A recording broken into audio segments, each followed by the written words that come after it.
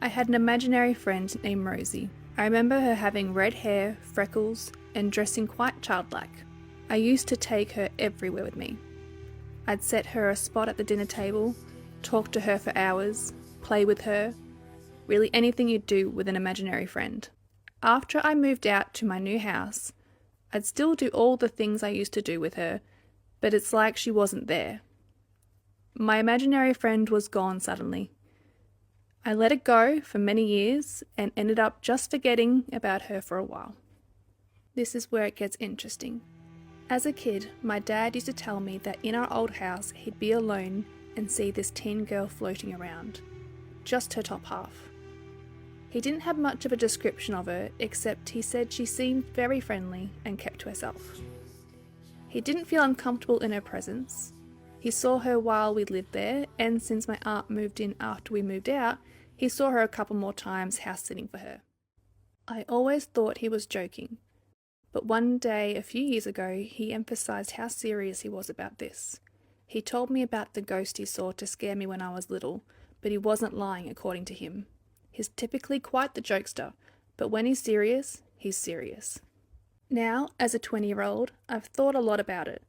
I don't remember my imaginary friend's height, nor the age she looked. When I moved from my old house, she didn't seem to come with me. It's quite the coincidence if I just stopped seeing her when I moved, even though she was like my best friend at the last house. I've thought about asking my aunt to stay the night alone to seek the truth, but my aunt and I aren't on speaking terms. I'm also kind of terrified of the dark and haunted things. LOL. I just really wonder if my imaginary friend was actually a ghost. That would be pretty badass. Well, I love where she's coming from and, not being scared of it and embracing it. So did we pick anything up with that one? Was Rosie a imaginary friend or was she a spirit? She was definitely a spirit. I saw her before you even finished with the red hair. I'm feeling her as 10 to 12 years old. She is playful and happy and light and just really enjoyed this girl's presence. The reason why she's still there is because her family, I'm feeling something about the family dying there. I'm feeling something about the family somehow being so deeply rooted to this home and this location. Now, keep in mind, when I say home, it may not be this actual home, right? It may have been the property before this home was built. Do you think she's been there for a while? She's been there for a long time, yeah. Okay.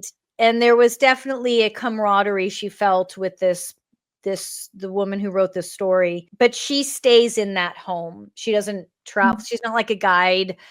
It wasn't like this girl's spirit guide or anything like that. It was just a friend that definitely had found camaraderie in this woman who wrote the story. So is this Rosie? Is she would you consider her stuck, or has she passed on and just chosen to come back and stay there? She's definitely not stuck, and she's actually more evolved than a lot of beings are that tend to stay in their old locations. She's very aware of her ability to go back and forth, meaning to move on. She knows that she will be moving on one day, but right now she's actually saying that she teaches, and so she purposely stays in this location to teach some of the people that come through about the afterlife, about spirits. And so she is not a guide, more of a teacher and very aware of what she's doing. So she's definitely she has a purpose. She has a purpose. Very well said. Yes. Interesting. Do you think her aunt experiences her a lot, or? I'm not really feeling the aunt experiencing her.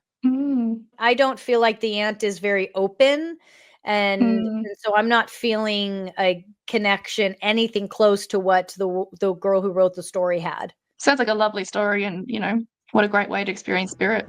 Oh yeah, Really good one. That was great. So the reason why I picked this story with Rosie is that what resonated with me was the warmth and the fondness and the kindness. I could just feel the lightness, but also the genuine curiosity of the poster. I know what it's like to have experiences, and not bad experiences, but it's lovely to know why. And that's why this was one of my favourite stories, and was very excited to read this with Maryam.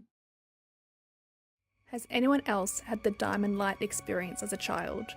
Or has anyone else had their kids describing things they shouldn't know about? This resonated with me because I could feel the quiet fear that the poster was experiencing.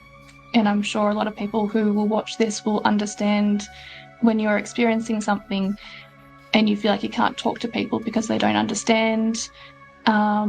It can be really isolating. I think a big part of this is to help people feel less isolated and have community and have a safe space that they can understand what they're going through. My intuition told me that it wasn't a negative experience, but I knew if my gut was wrong and if there was an issue, Maryam would be the best person to talk to